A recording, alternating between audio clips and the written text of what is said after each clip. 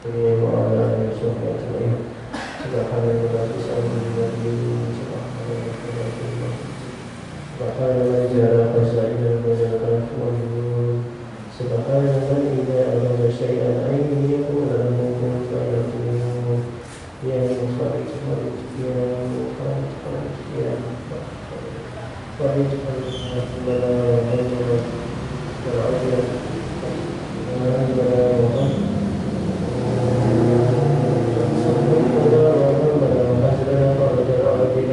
برحمتك يا أرحم الراحمين اللهم اغفر وسيء لذنب العذاب والمغفرة عليكم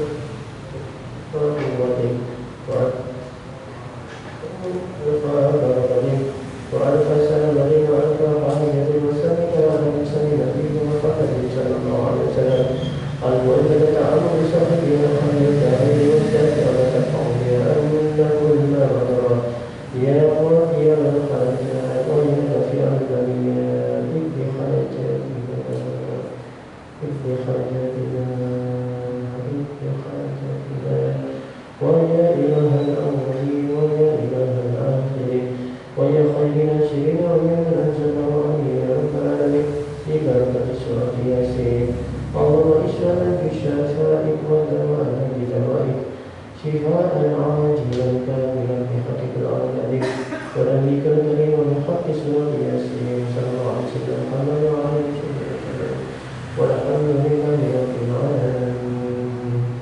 بسم الله الرحمن الرحيم.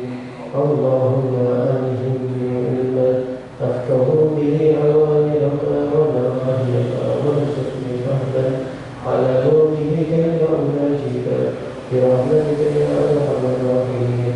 اللهم ارزقني بأهل اليمين وعند المرسلين وإلهام الملائكة المقربين برحمتك يا أرحم الراحمين. اللهم أكرمني بنور الفهم وأخرجني من ظلمات الوهم وافتح لي أبواب رحمتك وانشر علي حكمتك يا أرحم الراحمين. صلى الله عليه وسلم. والحمد لله رب العالمين.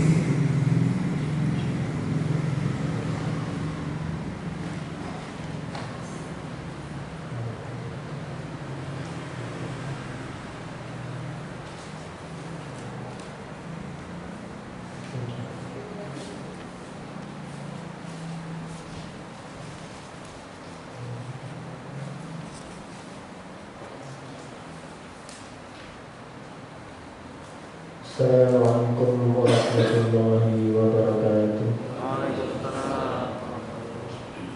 Alhamdulillahirrahmanirrahim.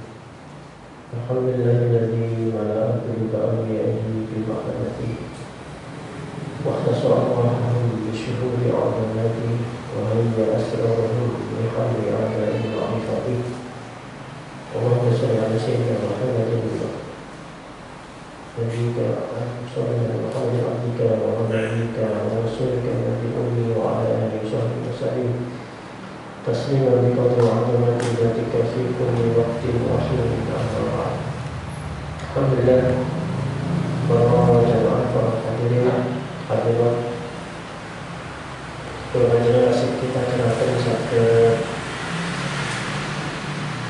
lolos ikhtiar kali sabda silaturahim alih kalian minimal Ghazali silaturahim secara ilmu, secara wasilah intelektual Mungkin kita manfaat, kita manfaat juga melakukan amin. Melaksanakan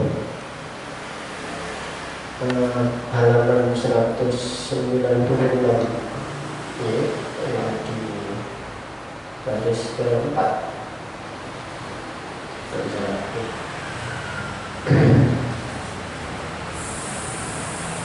Kalau ini masih ini tercelanya ini, kenapa kok ilmu itu bisa tercela di bawah itu? Bismillahirrahmanirrahim. Waalaikumsalam warahmatullahi wabarakatuh. As-salisu kang kaping nomor kaping 3 iku al-khawdu warembu, menekuni fi ilmi ing dalem ilmu la yastasidu khaidu kang ora ngalap faedah, la yastasidu kang ora ngalap faedah sapa wong kang khaidu warembu fihi ing dalem ilmu. Dari sisi yang ketiga adalah karena orang yang menekuni ilmu itu tidak mendapatkan faedah apa-apa. Kalau kemarin kan ada mudaratnya, ada dampak negatifnya bagi orang yang menekuni ilmu itu. Yang ketiga ini mungkin tidak ada mudaratnya, mungkin tidak ada sisi negatifnya, tapi tidak ada manfaatnya. Kalau tidak ada manfaatnya ya sama saja, buat apa menekuni bidang itu.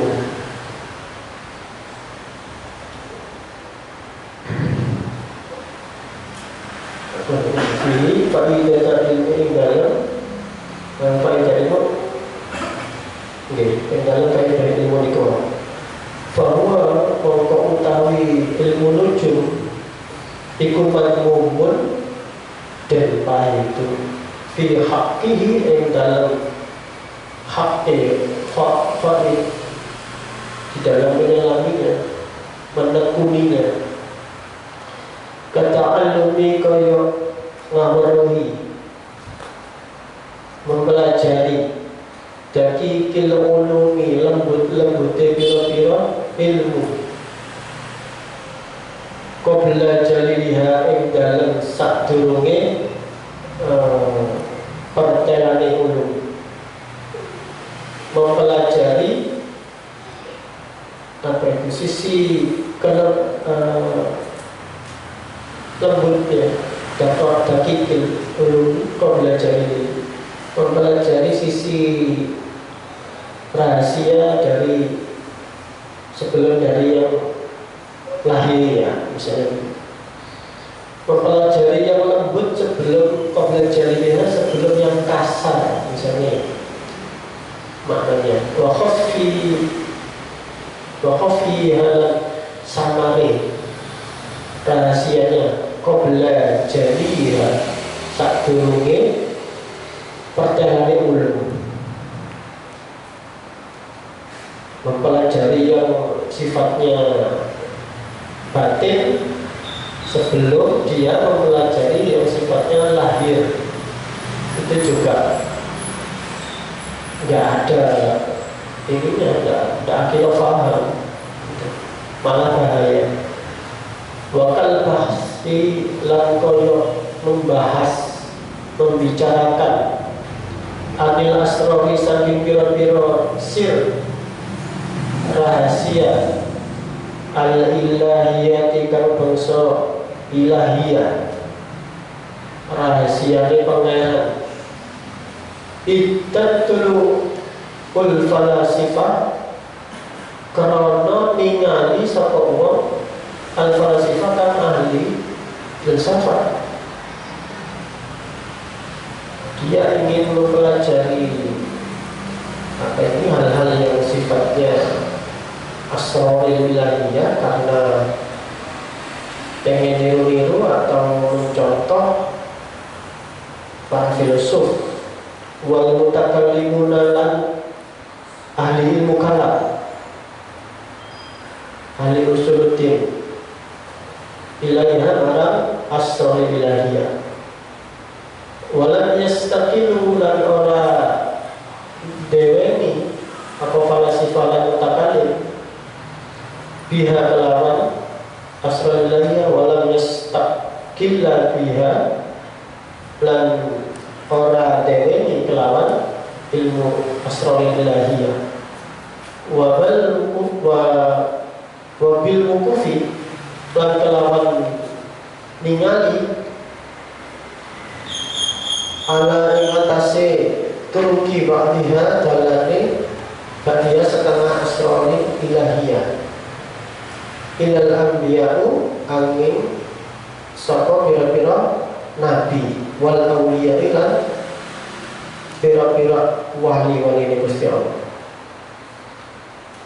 Termasuk juga mempelajari ilmu-ilmu yang sifatnya rahasia batin itu juga dicela, ya, tidak diperbolehkan karena kalau belum dasar-dasarnya ilmu lahiriahnya belum ada, langsung loncat mempelajari ilmu yang sifatnya dakoik, yang lembut-lembut, itu nanti ya bahaya kalau dia belum belajar. Misalnya syariatnya sholat, langsung melompat ke hakikatnya sholat, padahal hal-hal yang seperti itu kan hanya bisa diketahui oleh para nabi dan para wali.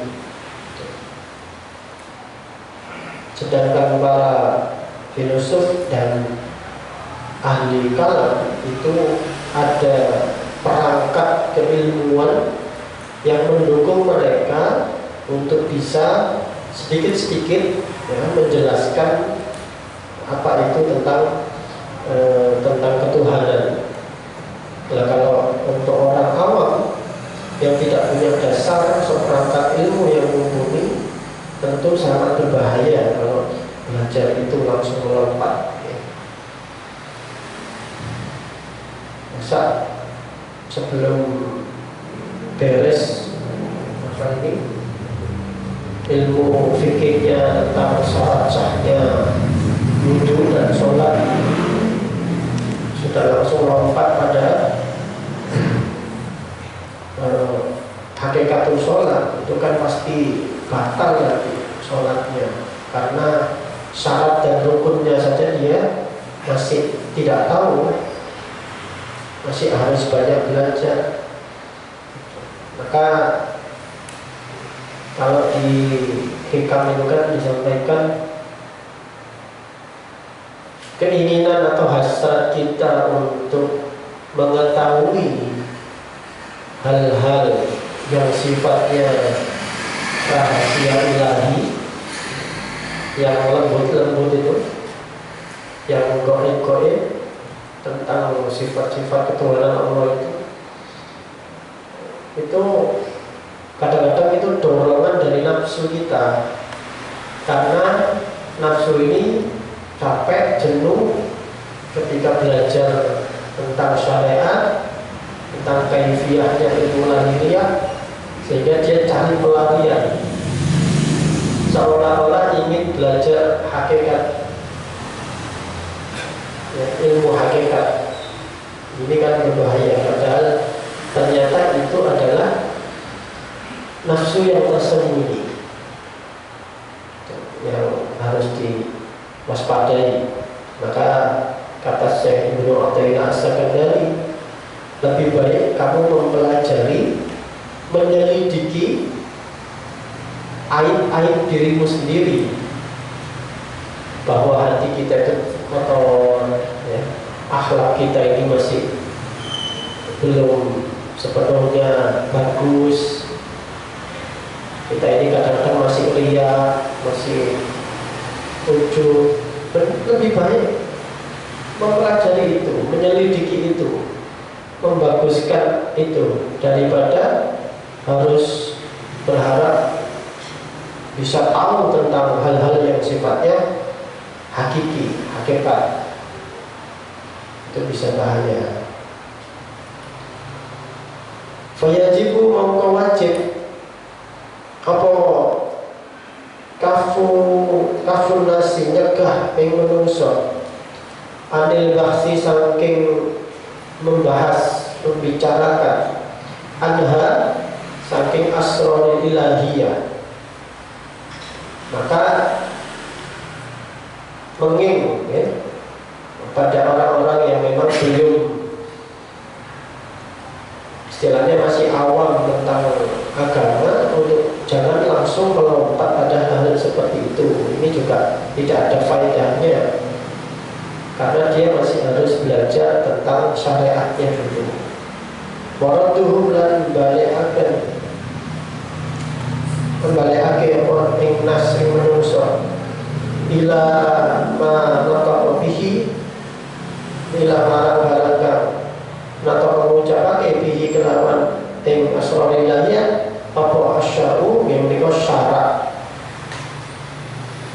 Fa fi dzalika mongko iku ing dalem mengkono-mengkono ma nataqa utawi mukniun perkara kang maramake ati lil muwafaqi marang wong kang diparingi pitulung, mengembalikan pada dalil-dalil syarak yang sudah jelas itu lebih baik, lebih aman daripada harus disampaikan pada orang yang masih awam itu tadi. Misalnya kita ini kalau ditanya sama anak-anak ya, yang masih anak-anak itu kan kadang ya pertanyaannya susah. Apa betul Allah itu ada di langit? Ya kan? Ini anak kecil sering bertanya seperti itu. Akhirnya kan kita kadang-kadang jawabnya gak kerepotan. Kalau mau dijawab dia ada di langit kok ya tidak ilok gitu kan, karena di Aqidatul Awam kan jelas Allah itu tidak bertempat. Mau dijelaskan secara tasawuf ya belum mumpuni kan gitu. Jadi harus hati-hati, jangan menjawab dengan yang tidak bisa dicerna oleh anak itu. Maka seperti halnya di kitab ini tadi disampaikan, kembalikan saja kepada syarak, kepada syariatnya. Karena syariatnya itu di Al-Quran ada bahwa Allah istawa ala arsy, Allah itu di atas arsy. Ya sudah, nggak apa-apa, disampaikan saja begitu. Ya, Allah itu ada di arsy. Apa? Untuk anak-anak masih awal ya, masih pelajar, nggak apa-apa, Allah di arsy. Nanti penjelasannya kapan-kapan, kalau anak-anak kita sudah waktunya, sudah nyampe pada ilmunya, baru penjelasan yang agak dalam. Tapi jawaban seperti itu boleh. Ini untuk lebih marmake, lebih menenangkan, lebih apa ya, cukuplah itu istilahnya. Untuk menjawab orang-orang awam seperti itu tidak apa-apa, karena kalau kita menjelaskan terlalu dalam nanti bisa kemana-mana, melebar, dia salah paham bisa jadi. Maka inilah pentingnya kebijaksanaan kita ya, kalau ditanya sama orang atau anak-anak yang memang masih awal gitu. Karena anak-anak zaman sekarang ini kritis ya, namanya cerdas-cerdas. Saya punya ponakan dulu itu sampai begini, sholat isya, sholat maghrib, terus habis itu sholat lagi isya, lalu dia itu nyaut begini, loh nanti sholat maghrib, sholat isya, terus nanti subuh sholat lagi ya. Iya, nanti subuh sholat lagi kan 5 kali. Nah, berarti Allah itu tidak tidur ya, gitu. Pintar memang, cerdas. Anak-anak zaman sekarang begitu ya. Nah, berarti Allah itu tidak tidur. Iya, Allah tidak tidur karena Allah itu tidak ngantuk. Beda sama kita. Nah, kita ngantuk. Gitu aja. Jangan terlalu dijelaskan yang dalam-dalam. Ya. Mungkin dia juga masih tanda tanya sebetulnya, tapi janganlah sesuai keadaan langsung disauti pakai ayat kursi aja. Allahu la ilaha illa wal hayyul qayyum la ta'khudhuhu sinatun wa la naum. Dia biasanya pakai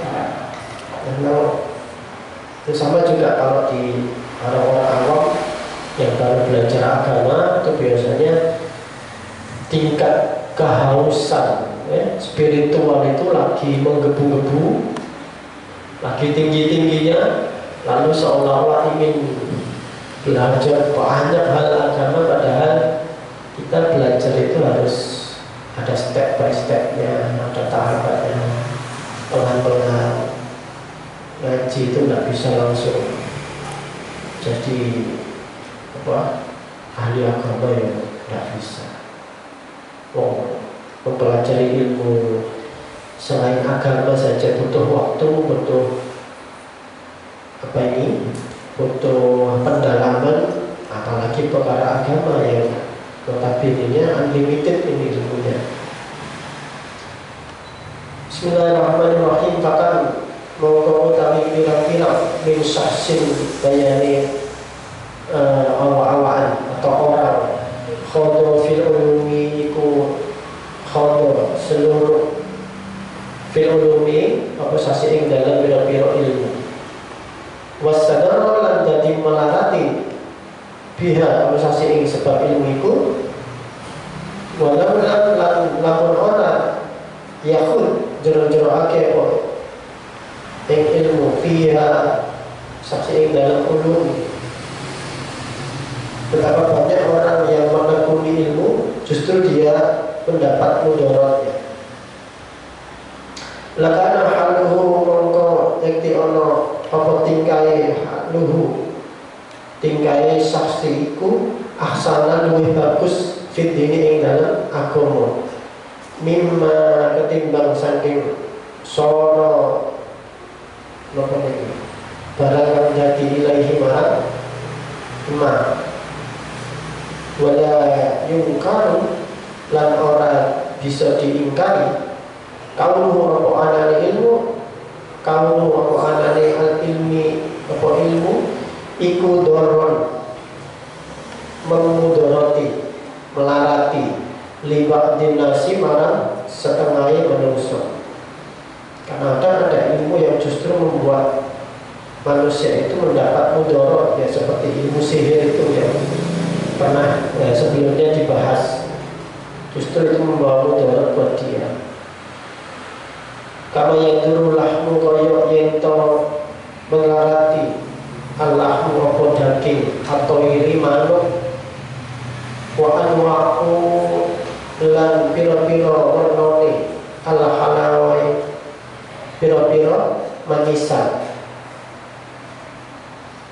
al-latifatu kang lembut bisabi kelawan bocah bayi ar-rodoi kang den susoni, seperti halnya tidak manfaatnya atau berbahayanya bayi yang masih menyusu pada ibunya, yang masih ASI eksklusif ya bahasanya kerennya. Bayi yang masih ASI eksklusif dikasih daging burung, dikasih daging unggas, bebek misalnya, kasih bebek goreng, ya bukannya manfaat malah tambah mudarat buat bayi itu, karena dia belum bisa makan apa-apa. Ini contohnya orang yang masih awam, orang yang atau seperti anak kecil tadi ya, yang ingin tahu hal-hal yang sifatnya gaib, ya belum waktunya. dia masih harus ASI eksklusif, masih minum susu, air susu ibunya. Jangan langsung dikasih nasi. Tapi kalau ada yang dari Madura itu kan, biasanya umur 2 bulan itu sudah dikasih pisang, terus ditulang gedang. Orang-orang Madura itu jadi dia cek tahes. Wah,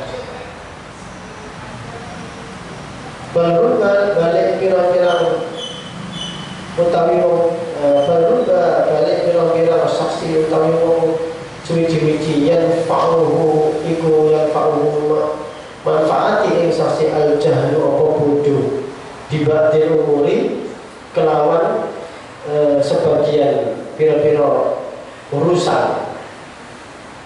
Kadang-kadang justru ada manfaatnya kita tidak tahu sesuatu ya.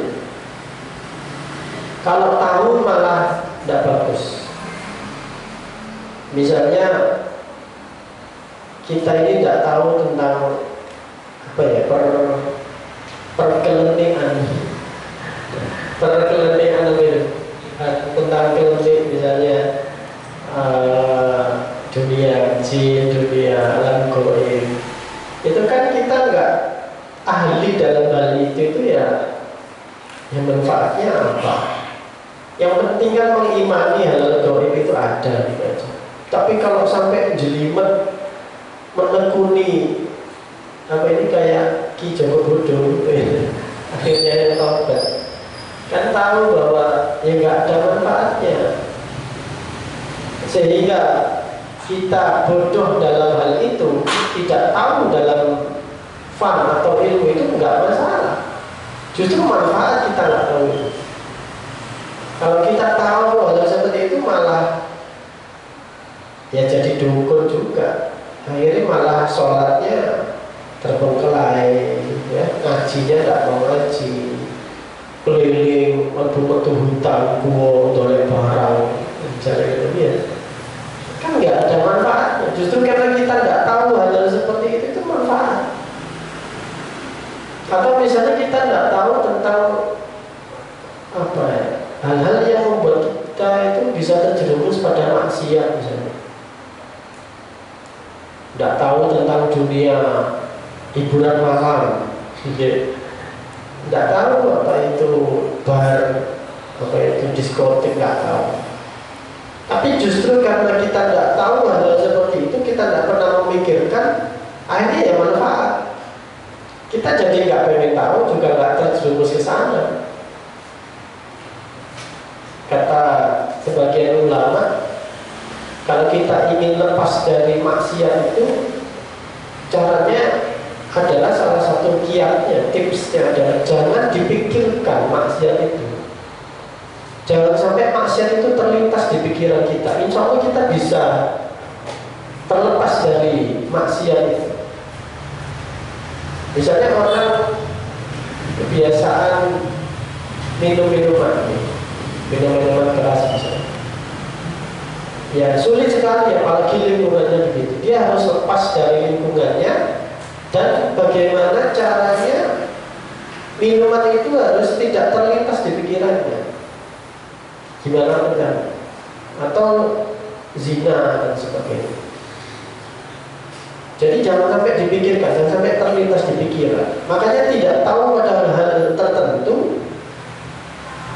itu yang fa'ul jahlu bibadil umur, ada manfaatnya pada hal tertentu. Kita tidak tahu tentang maksiat, tidak tahu tentang kelelik-kelelik tadi, sehingga kita juga gak ngurusi kalau tidak gak reken. Pokoknya ngaji, sholat, ya, fokus pada ibadah, pada mempertebal iman, itu jauh lebih manfaat. Jalan perjuangan masih banyak, ngapain ngurusi yang gak manfaat, gitu berarti.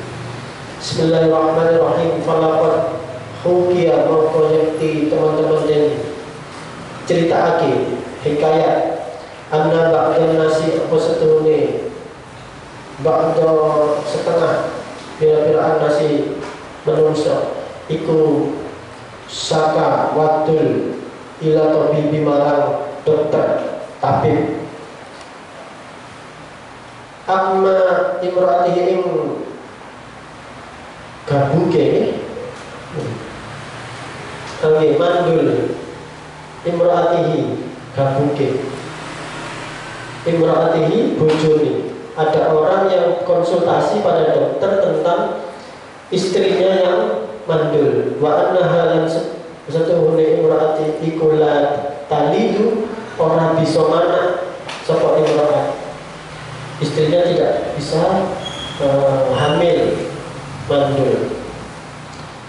Fahasa mongko demek sapa atau ibu dokter itu mau ing nadoha otot tangane periksa melalui nadinya oleh dokter itu si istrinya.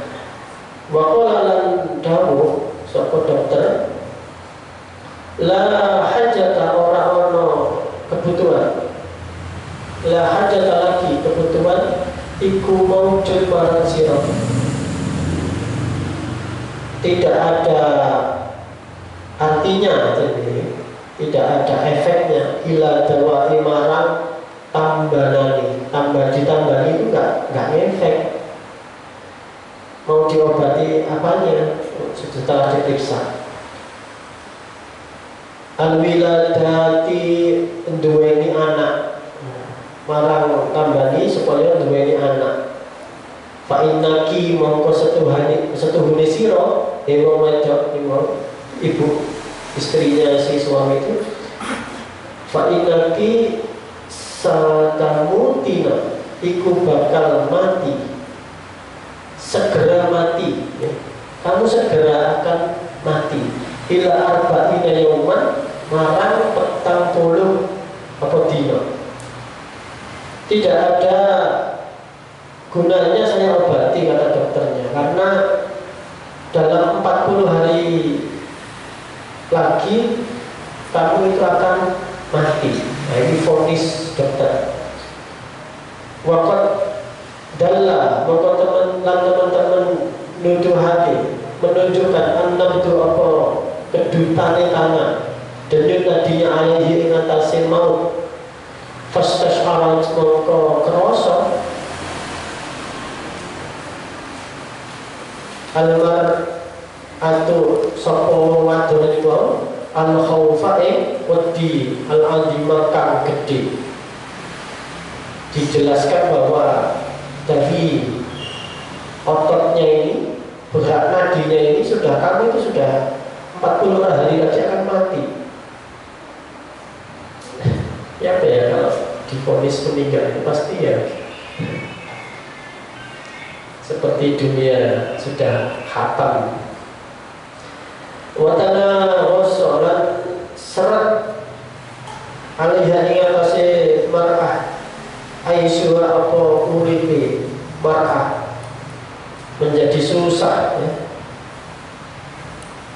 Wa akhrajat lan wata'ake amwalaha apa pira-pira hartane mar'ah. Wa farraqatha lan bagi sapa imra'ati wa ing amwal.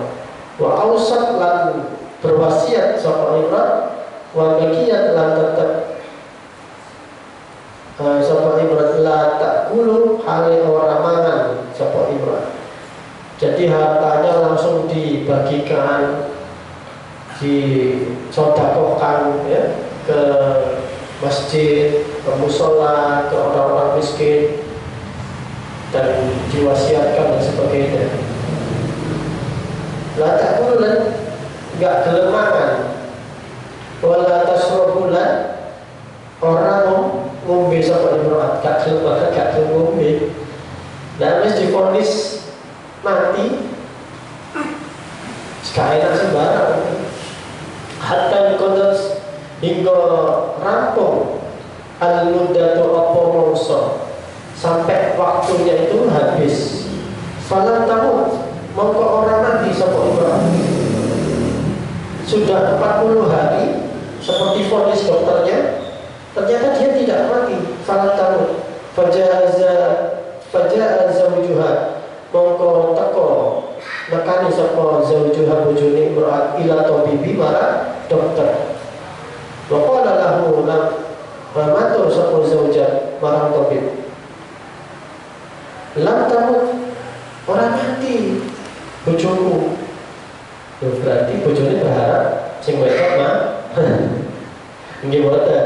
Maksudnya kan lah tadi vonisnya 40 hari istri saya itu mati. Lah ini sudah kelewat, kok tidak mati istri saya. Faqala wa dawu atau bibu sapa dokter ini keluar. Kon alim itu teman-teman wis weruh ingsun. Dalika mengkono-mengkono. Ya, aku sudah tahu istrimu itu enggak mati gitu. Aku sudah tahu. Fajami'ha ana mongko jima'o sira ing imro'at ing dalam saiki. Maka sekarang kumpulilah istrimu, jima'u fa innaha mongko setuhune imro'at iku talidu mana, dia sudah bisa hamil. Sudah, gak apa-apa, aku sudah tahu kok, memang dia tidak akan mati. Nah, sekarang kumpulilah. Faqala mongko matur zauja iku kaifa dzalika, kepriye utawi mengkono-mengkono duweni anak. Nah, kok bisa? Ya, kan tidak diobati, malah setelah divonis mati. Sekarang vonis matinya kelewat, kok malah disuruh jima supaya beranak. Nah, kok bisa? Gimana penjelasannya Pak Dokter? Kola dawuh sapa tabib dokter niku, ra'aitu halingali ingsun saminatan ing imrat, saminatan ingkang lemu. Istri kamu itu gemuk. Wa qadin aqada lan teman-teman embundeli apa asahmu gaji. Pakai gaji, namanya itu lemak. Karena istri kamu itu obesitas, ya, banyak lemaknya. Ala fami ing atase cangkeme rahimiha, rahimnya imro'at telanakane rahimnya. Karena rahimnya itu ditutupi, dipenuhi oleh lemak, makanya susah hamil. Obesitas. Fa'alim tu mongkon ningali sira ketahuilah annaha ing setuhune imro'at pemaitane iku la tahzilu, ora bisa kuru illa khaufil mauti, angin kelawan wedi mati. Dia tidak akan bisa disuruh apa ini diet kalau nggak diweden-wedeni mati. Jadi ada metode baru untuk bikin kita kurus adalah takut mati, diweden-wedeni mati. Wah, paling gak enak mangan, gak enak ngombe, akhirnya kurus. Nah, ini kurus, lemak gaji ini hilang, sudah, maka wajahnya jimat bojomu. Bismillahirrahmanirrahim. Fakawat Tuhan monggo medeni ingsun ing imro'at, aku menakut-nakuti istrimu bidzalika kelawan mengkono-mengkono maut. Memang sengaja tak vonis mati kuman, tapi hartanya sudah entek ya.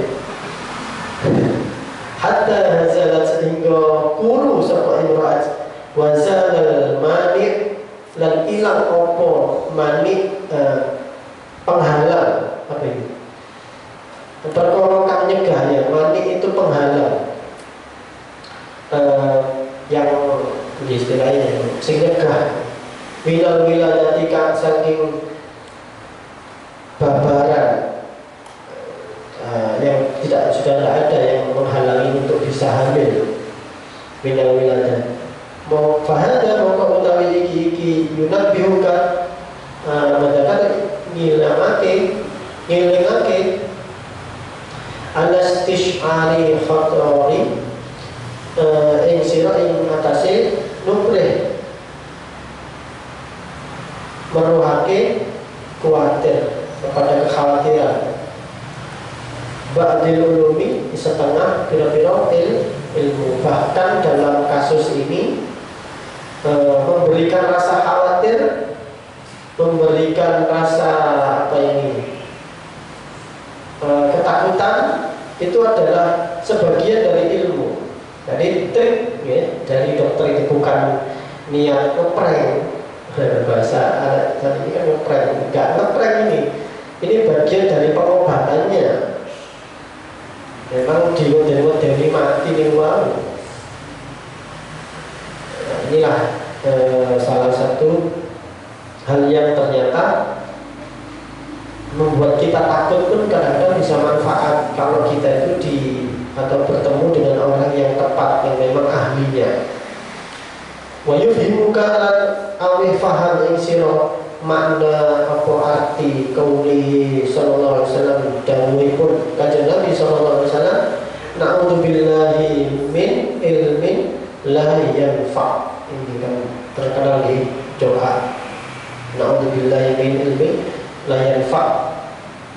Ini berlindung kepada Allah dari ilmu yang tidak manfaat.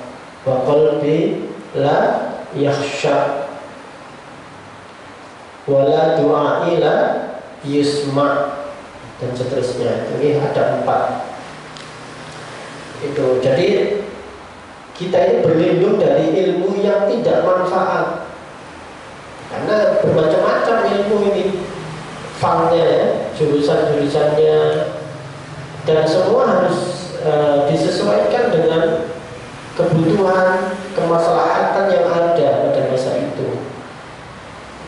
Di awal-awal bab ini juga disampaikan ada ilmu yang fardu kifayah gitu, ada ilmu yang hubungannya dengan kemaslahatan umum, itu pasti manfaat.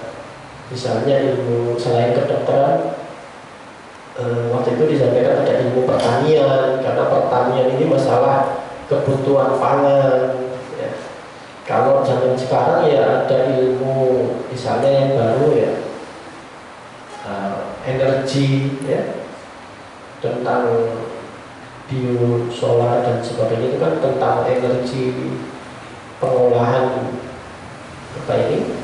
dari tenaga listrik itu, misalnya bagaimana, itu kan juga sekarang fardu kifayah itu. Kalau di negeri kita ini di Indonesia nggak ada yang ahli energi, tenaga nuklir dan sebagainya ya, kita akan bergantung pada negara luar terus. Kesejahteraannya kan kurang. Nah, hal-hal yang seperti itu kan kita, oh ini manfaat, dia bisa tahu, dan mana yang tidak manfaat. Jadi ini semacam sebetulnya mengingatkan kita kepada kitab Ta'lim Muta'alim ya, dulu yang kita ngaji waktu mungkin masih santri-santri, masih anak-anak, itu kan sudah diajari kitab Ta'lim Muta'alim. Di situ kan dijelaskan bagaimana kita itu notoriat, memilih guru, memilih teman untuk mencari ilmu, bagaimana kita memilih ilmu termasuk itu. Jadi ilmu yang jelas-jelas manfaatnya dunia akhirat kan ada. Nah, kitab ini, Kitabul Ilmi, di dalam Kitabul Ilmunya Imam Ghazali dalam Ihya ini sebetulnya hampir sama pesannya itu bagi para pencari ilmu itu, jangan sembarangan ya, cari ilmu, cari pengetahuan, karena yang digunakan itu apa? Umur, dan umur itu adalah modal paling penting ya. Di pertemuan sebelumnya sudah disampaikan, ilmu itu modal paling penting. Makanya ada kiat-kiat untuk bagaimana kita bisa mencari ilmu yang manfaat, yang barokah. Nah, di taklim kan juga begitu. Ada ilmu itu yang bisa jadi membuat kita pintar, membuat kita ahli, tapi nggak barokah gitu.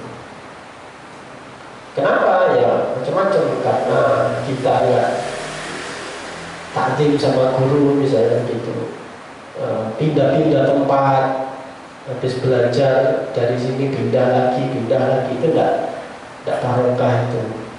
Misalnya habis sekolah di sini pindah sekolah lagi, pindah lagi, atau mondok ya gitu, mondok pindah terus. Ngaji di sini satu kitab belum untuk pindah lagi. Itu kan kalau di taklim ada klub dasar. Ya, mungkin Imam Ghazali di dalam Kitabul Ilmi di Ihya ini di lebih advance gitu ya, lebih dalam mengupasnya, diberikan analogi dan contoh-contoh yang lebih dalam, bahwa kita harus memilah-milah mana yang manfaat dan mana yang tidak, disesuaikan dengan kondisi kita. Bismillahirrahmanirrahim. Fa'tabir moko malako itibar contoh siro. Ambillah pelajaran bihadi hikayat kelawan iki cerita.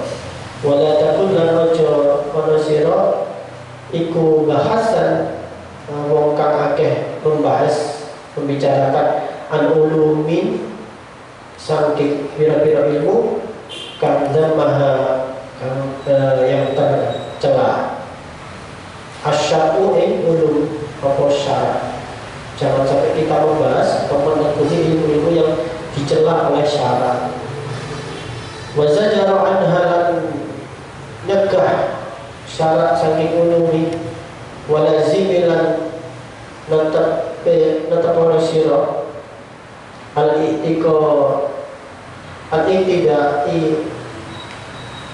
al-iktidai bis sahabati radhiyallahu anhum, anut kelawan sahabat radhiyallahu anhum. Waqtasir ala ittiba'i sunnah, lan meringkas sira, berpeganglah ala ittiba'i sunnah, pada mengikuti sunnah-sunnah kanjeng Nabi dan sahabatnya. Cara paling ampuh ini juga sudah disampaikan Imam Ghazali di kitab Minhajul Abidin sebetulnya, yang dulu ngaji sama Abah itu kan. Cara paling enak kita itu supaya tidak tersesat belajar ilmu itu, pertama kita contoh kanjeng Nabi dulu. Ada nggak ilmu seperti ini? Ada nggak halal ini, urusan-urusan ini? Ada contohnya nggak? Kalau nggak ada, dicari di sahabat. Nanti di sahabat nggak ada, dicari lagi, lebih turun ke tabi'in. Tabi'in ada enggak? Sampai ke para ulama-ulama generasi pertama gitu. Itu nanti kita lebih enak ya, gak gampang tersesat. Makanya belajar apa ini? Tarikh ya. Tarikh sejarah kehidupan para nabi, para sahabat, para ulama itu penting. Ada tarikhnya kanjeng Nabi itu harus kita pelajari terus. Kalau sahabat itu ada kitab Hayatus Sahabat itu ya. Kemudian ada Hilyatul Awliya, itu juga bagus. Jadi banyak di situ cerita-cerita. Kalau Hilyatul Awliya itu kitabnya besar, 4 jilid itu kalau saya. 4 jilid apa? 3 jilid ya. Hayatus Sahabat ini masih ada Qisasul Anbiya, kisah-kisah para nabi. Itu kita bisa enak. Jadi kalau ada apa-apa itu ada panduannya ya. Mempelajari hikayat autobiografi para wali itu penting. Makanya kita gak gampang tersesat, gak gampang katut-katut, dan akhirnya iman kita tambah mantap. Bismillahirrahmanirrahim.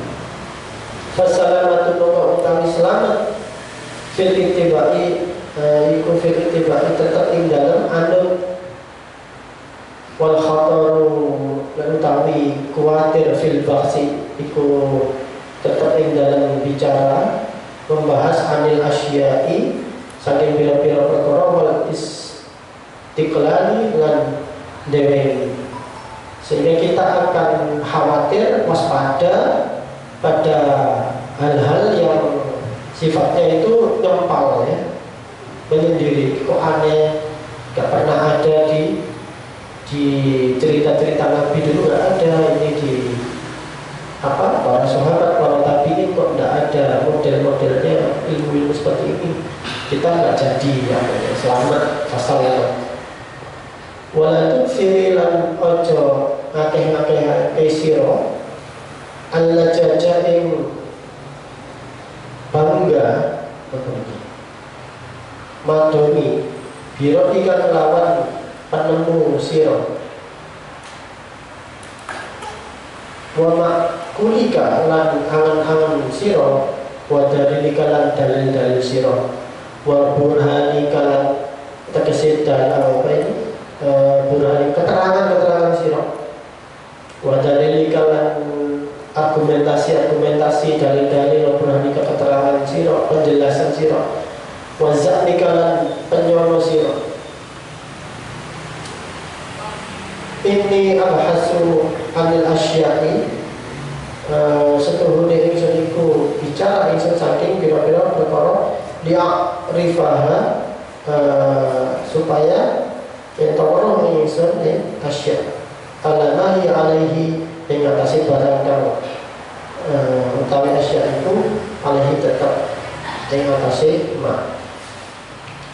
Jangan juga berbangga-bangga terlalu pede ya, dengan penemuan kita menemukan ilmu baru ya, ada dalil baru, pakai metode baru. Jangan begitu kata Imam Ghazali. Sudahlah, ittiba pada para nabi, para sahabat dan tabi'in saja. Ini satu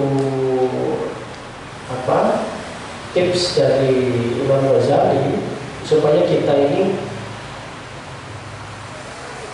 jangan apa istilahnya itu sok sok-sokan. Jadi ojo mentang-mentang itu bisa dengan nalarnya ya, birokika, dengan logikanya, dengan angan-angannya, dengan argumentasinya. Jangan begitu, jangan terlalu mengedepankan keilmuanmu, istilahnya. Imam Ghazali ini contoh yang sangat bagus, yang sangat ideal, bahwa beliau itu kalau menyampaikan pendapat itu nggak langsung ini menurut saya, menurut pikiran saya. Waduh, ini besar ya. Jadi Imam Ghazali itu kalau kita baca kitab-kitabnya, misalnya ini ya, Ihya, Minhajul Abidin dan lain-lain, selalu beliau itu diawali dengan kutipan Al-Quran, ayat-ayat dulu. Kan ini panduan kita, Al-Quran dulu. Lalu beliau sampaikan hadis-hadis. Ya, seperti di kitab ini kan awal-awal ada. Nah, seperti Fadilatul Ta'alum. Amal ayat, mesti kan. Amal ayat faqauluhu azza wa jalla. Pasti didahului dengan Quran. Nanti agak ke bawah pasti hadis-hadis. Qala Nabi terus sampai hadis ini, kan? Wa qala ta'ala ini masih berapa ya? Masih wa qala ta'ala misalnya di halaman 51. Wa amal akhbaru, baru sesudah sahabat akhbar. Ya, hadis-hadis akhbar. Lalu setelah itu asar sahabat. Sesudah Al-Quran, akhbar, asar, baru nanti qaul ulama. Itu cara kerangka berpikir ya. Kita diajari kerangka berpikir. Harus Quran dulu, hadis, lalu asar sahabat, qaul ulama. Nah, baru di bawahnya ini baru monggo pendapat kita sendiri. Di menurut analisa kita, jangan langsung pendapat saya, melalui ide. Menurut pikiran saya, analisa saya. Jadi itu jangan sok ya. dengan analogi kita, jangan. Bahkan sekelas Imam Ghazali masih seperti ini. Dan itulah kerangka berpikir yang bagus. Quran, hadis, akhbar hadis, asal sahabat, dan qaul ulama. Bahkan kalau yang ustaz-ustaz mungkin di sini yang sering khutbah, nggak perlu susah-susah sebetulnya harus ngarang khutbah sendiri. Cukup itu aja. Qurannya apa, hadisnya apa, asal sahabatnya apa, qaul ulama, selesai. Misalnya tema tentang sabar. Sabar itu di dalam Al-Quran apa?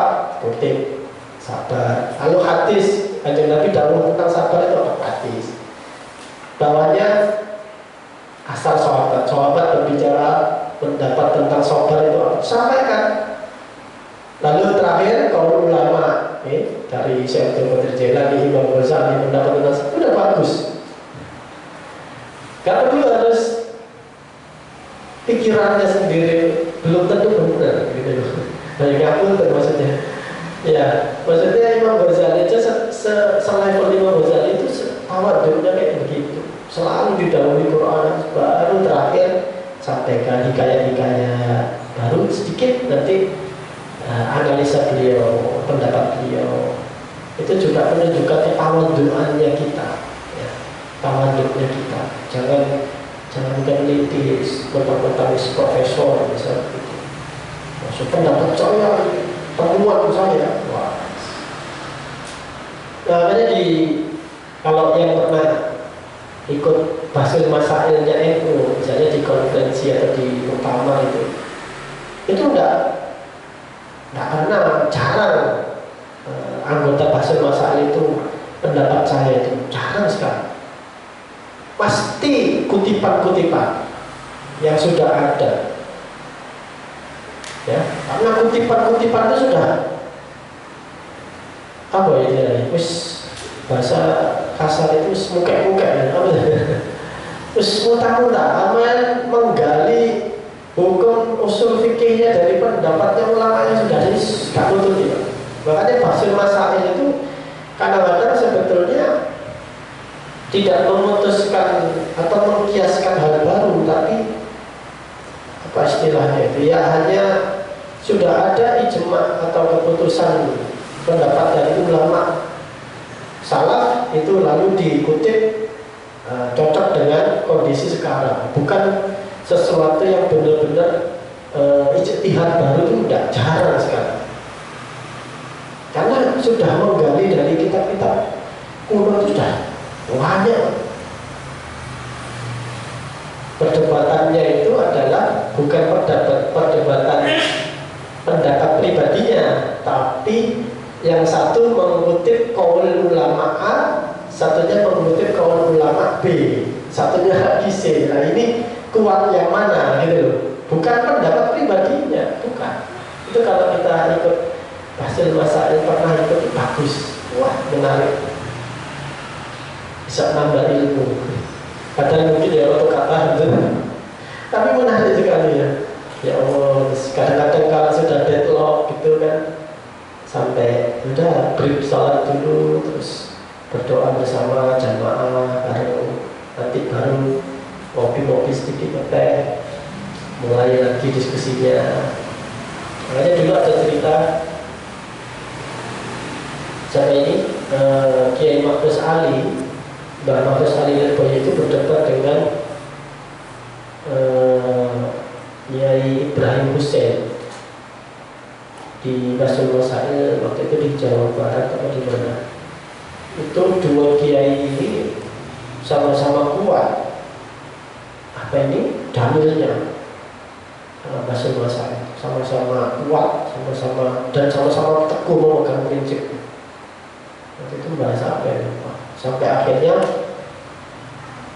terakhir ternyata penyelesaiannya adalah bahwa saat ini dibilangi bahwa Kiai Ibrahim Hussein ini adalah muridnya atau santri kesayangannya Syekh Abbas Buntet Cirebon. Akhirnya Mbak Mahfuz Ali ini saking tawaduknya pada gurunya, masya Allah, ternyata ternyata jenengan ini santrinya siapa sih tidak? Sudah. Akhirnya tidak usah debat lagi, sudah pakai itu pendapat jenengan aja. Jadi ada bahasa masalah itu ternyata bisa diselesaikan perdebatannya dengan jalur lain, jalur takdim pada guru, pada ilmu ketasawufan itu bisa menjadi penengah saat deadlock. Itu kan artinya memang selalu mengutip hasil masalah itu juga mengutip pendapat-pendapat dari ittiba pada kaul yang sudah ada, bukan kok pendapatnya sendiri, itu jarang sekali. Maka di sini disampaikan jangan latuk sil lajaja birok nikah, tak usah meneliti katanya Ghazali. Bismillahirrahmanirrahim. Ini fa'ayu dorori mau kau utawi di mudarat kemelaratan fi tafakkuri ing dalam angan-angan fi ilmi ing dalam ilmu fa innama ya'udu alaika min darari maka sebenarnya benar yang kamu balik ya'udu balik alaika mengatasi sirah min dararihi banyaknya kemelaratan mudaratnya ilmu itu iku aksaru luweh akeh. Jadi kemudorotan apapun yang kita hasilkan dari tafakkur angan-angan kita sendiri, pikiran kita sendiri di dalam suatu ilmu, itu nanti kalau ada mudaratnya itu balik ke kita, itu juga mudaratnya pasti akan balik dan lebih banyak. Misalnya yaitu ilmu sihir, dia inisiatif untuk buat ilmu sihir, menyihir orang, akhirnya yang nanti suatu saat pasti akan balik pada dirinya sendiri. Atau ilmu eksak juga begitu, ilmu yang bukan betul sihir atau nujum. Misalnya kayak Einstein ini ya, Albert Einstein, salah satu manusia yang katanya paling jenius ya, di dunia. Itu beliau menyampaikan bahwa saya itu menyesal ya, betul telah meneliti, menemukan cara menciptakan bom atom. Betul. Apa manfaatnya bom atom? Beliau akhirnya tahu, bukan sekedar tidak manfaat kata Einstein, justru membumi hanguskan manusia, menghancurkan sebuah negara. Itu setelah peristiwa bom atom di mana Hiroshima dan Nagasaki. Albert Einstein itu begitu menyampaikan, saya menyesal betul. Tahu gitu saya belajar fisika itu tidak usah jauh-jauh sampai harus menemukan cara menciptakan bom. Karena justru itu ternyata membawa kerusakan, kehancuran bagi umat manusia. Padahal ilmu itu kata Einstein harus bermanfaat buat manusia. Padahal tidak bisa tidak ngaji tapi kalau pikirannya benar ya, logikanya ya benar juga. Jadi beliau itu sampai betul, sampai menyesal setelah peristiwa Hiroshima dan Nagasaki itu. Istilahnya itu dosanya itu ada pada saya, istilahnya gitu. Dia juga dapat kiriman dosa karena dia menemukan bagaimana cara menciptakan bom atom, bom nuklir. Dan sekarang akhirnya itu semakin berkembang, ya akan dipakai terus. Suatu saat ini pasti akan tambah. Tak tahu ini ilmu bom. Setelah di meja iya, untuk apa saya menciptakan bom? Istilahnya menemukan lalu menciptakan cara menciptakan bom. Manfaatnya ada manfaatnya bom ini. Lek merencananya ya belum paling dinikmati yang bunyi dengan ini kalau berjalannya bom apa manfaat nggak ada. Justru jelas-jelas mudaratnya. Sekecil apapun bom itu berbahaya. Maka Einstein itu menyesal betul setelah peristiwa Hiroshima dan Nagasaki. Itu dampaknya puluhan tahun bagi Jepang. Orang-orang banyak yang cacat, yang lahir bayi itu pasti dengan bayi yang cacat dan seterusnya. Dampaknya puluhan tahun. Saya kira itu untuk ngaji malam ini. Insya Allah dilanjutkan minggu depan. Dapatnya memang sedikit-sedikit ya di ngaji Ihya ini, tak bisa langsung banyak itu, karena memang Imam Ghazali banyak menggunakan perumpamaan ya, pakai analogi, jadi kita harus menganalisanya begitu. Sesuatu yang sifatnya agak berat, butuh pendalaman, paling enak itu ya pakai analogi atau ibarat pakai apa ini perumpamaan. Dan Imam Ghazali ini sering satu penjelasan pakai satu perumpamaan, seperti itu tadi yang diet tanpa pakai ditakut-takuti mati itu tadi, bukan bagus sekali analoginya. Insyaallah monggo anak bisa monggo kirim Fatihah kepada guru-guru kita, mungkin ilmu kita manfaat, kita dapat barokah dari Imam Ghazali, kita dapat barokah dari guru-guru kita, dari Kiai Muslim Karamahu, dari guru beliau sampai terus pada sanad keilmuannya sampai pada Muhammad SAW ala hadiyah wa ala kulli sholihah. Alhamdulillah al-Fatihah. A'udzu billahi minasyaitonir rajim. Bismillahirrahmanirrahim. Alhamdulillahirabbil alamin.